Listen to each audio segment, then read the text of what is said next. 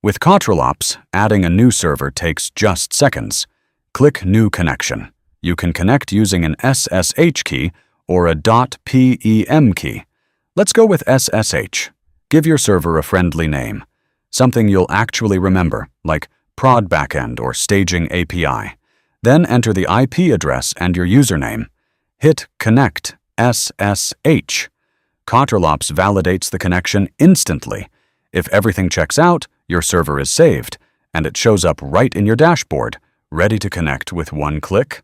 No spreadsheets, no copy-pasting IPs, just your servers, organized and always at hand. And if you're stuck on SSH Setup, no worries. Just click Open SSH Setup. You'll see your existing public keys ready to copy, and if you scroll down, you get complete step-by-step instructions, whether you prefer ssh-copy-id, the manual method, or adding keys through your cloud provider like AWS or DigitalOcean.